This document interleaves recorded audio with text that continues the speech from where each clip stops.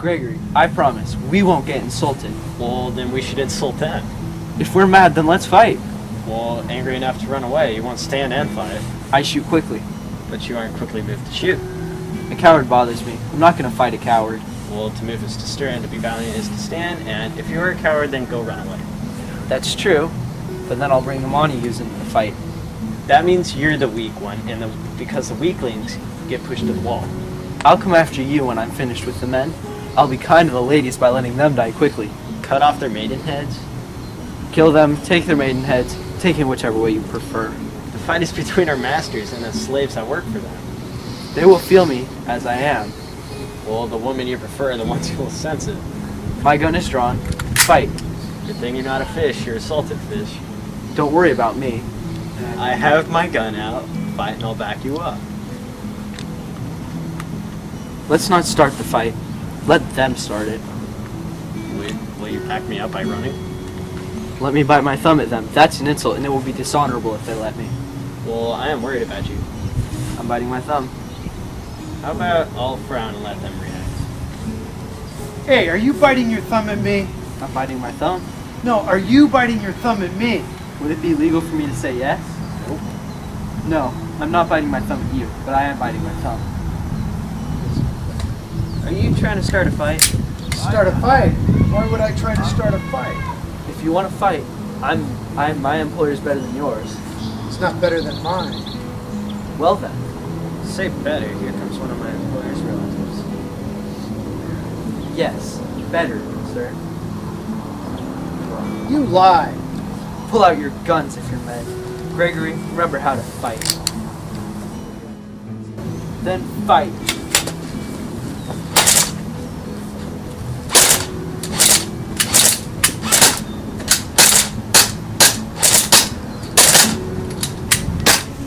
Break it up. You don't know what you're doing.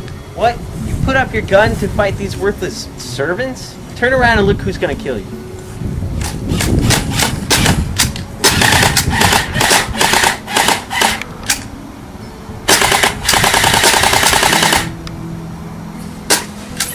What's this noise? What's going on? Give me my bow. Now! Crunch, you need a crunch. Why are you asking for a bow?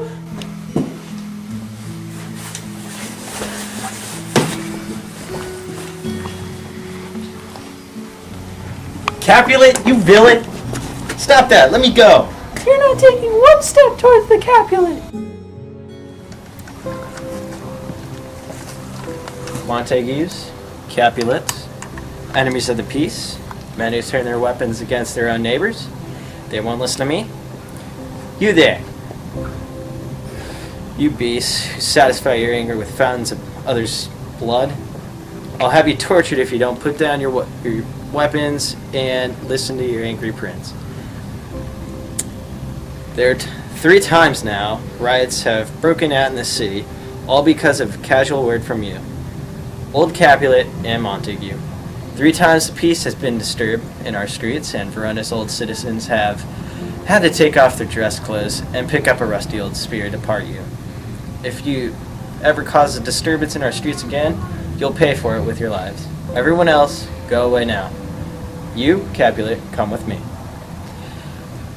Montague, this afternoon, come to your old free town, the court where I deliver judgments, and I'll tell you what else I want from you. As for the rest of you, I'll say this once more, go away or be put to death. Your servants were fighting your enemy's servants before I got here. I drew my gun to part them. Alright then, that hothead Tybalt showed up with his gun ready, I guess.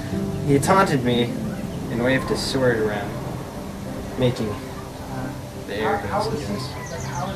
As we were trading blows, more and more people showed up to join the fight until the prince came and broke everyone up. Oh, where's Romeo? Oh, where's Romeo? Have you seen him today? I'm glad he wasn't here for this fight. Madam, I've had a lot on my mind an hour before dawn this morning, so I went for a walk underneath the sycamore grove that grows on the west side of the city. I saw your son taking an early morning walk. I headed toward him, but You must have been feeling the same way. I was wanting to be alone and tired of his own company. I figured he was avoiding me, and I was perfectly happy to leave him alone and keep to myself. He's been seen there many mornings, crying tears that add drops to the morning dew and making a cloudy day cloudier with his sighs. But as soon as the sun rises in the east, my dad's son comes home to escape the light. He locks himself up alone in his bedroom, shuts his windows, keep all the beautiful daylight, and makes himself an artificial light. This mood of his is going to bring bad news. Unless someone smart can fix what's bothering him, he's going to have trouble with this. My noble uncle, do you know what's making him act this way? I don't know, and he won't tell me. He won't tell anybody. Have you ever done anything you could to make him tell us the reason, I guess? I've tried, and many times our friends and family have all tried to make him stop, but he keeps his thoughts to himself. He doesn't want to befriend anybody but himself. And though I don't know whether it's good friend or bad friend, like a flower bud that won't open it, he's like a flower itself up to the world because it's been poisoned and withered by parasites.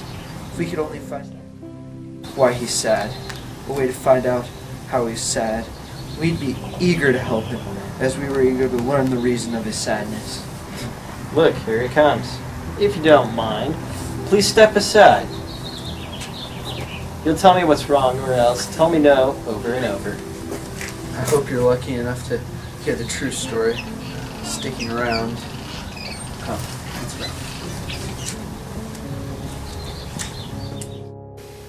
Good morning, cousin. Is it that early in the day? It's only about 9 o'clock. Well, time goes by slow when I'm sad. Did my dad just leave? Yeah, he did leave, so what's making your time so long? Well, I don't have the thing that makes time go quickly, you know? I couldn't watch. So, are you in love? Well, not anymore. So you're out of love. I love someone, but she doesn't love me. So, that's sad. Love looks like a nice thing, but actually, very rough when you experience it, I guess. What's sad is that love is supposed to be everywhere, but it can still do whatever it wants. So, where should we eat? Wanna just go out somewhere? I mean, what fight happened here though? Well, don't tell me. I know all about it. This fight has a lot to do with hatred, but it all has more to do with love. Brawling love, brawling hate, love that comes from nothing, sad, happiness, serious foolishness, beautiful things muddled together in an ugly mess. Love is heavy and sometimes not. Sometimes it's bright and sometimes it's dark. Hot and cold, everything opposite, sick and healthy, asleep and awake. It's everything but what it really is. This is the love I feel, though no one loves me back. Are you laughing? Yep.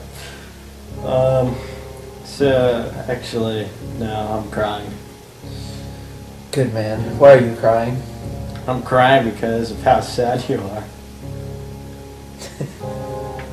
Yeah, that is what love does. My sadness sits heavily on my chest. And you want to add your own sadness to mine, so there's even more. I love too much sadness already. I have too much sadness already. And now you're going to make me more sad, because I feel bad for my friends. Love is smoke made out of sight. When smoke clears, love is a fire burning in your eyes.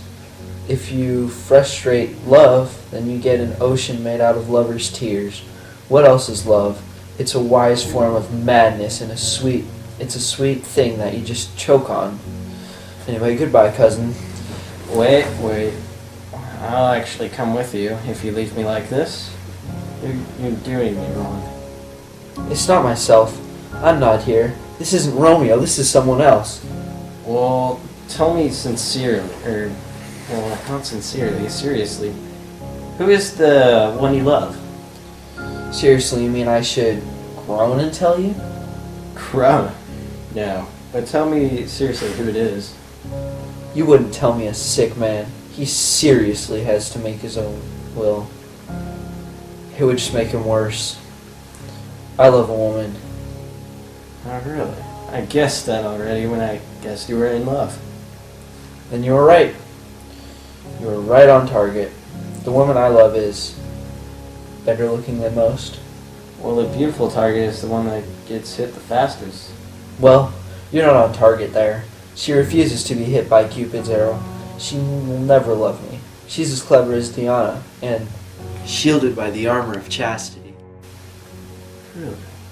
She can't be touched by the weak and childish arrows of love. She won't listen to words of love. She won't let you look at her with your own eyes, or open her lap to receive gifts of gold. She's rich in beauty, but she's very poor, because when she dies, her beauty will be destroyed with her. So she's made a vow to love? Or, well, a vow to be a virgin forever? And by keeping celibate, she wastes her beauty. If you stare yourself of sex, you can't even have children. And so your beauty is lost to future generations. She's too beautiful and too wise to deserve heaven's blessing by making me despair.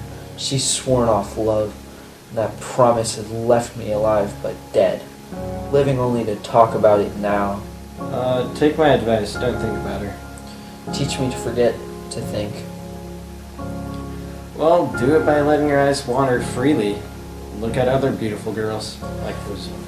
That will only make me think more about how beautiful she is. Beautiful women like to wear black masks over their faces. Those masks only make us think about how beautiful they are underneath. A man goes blind, can't forget the precious eyesight he lost. Show me a really beautiful girl. Her beauty is like a note telling me where I can see someone even more beautiful. Goodbye. You can never teach me to forget. I'll show you how to forget, or else I'll die owing you that lesson.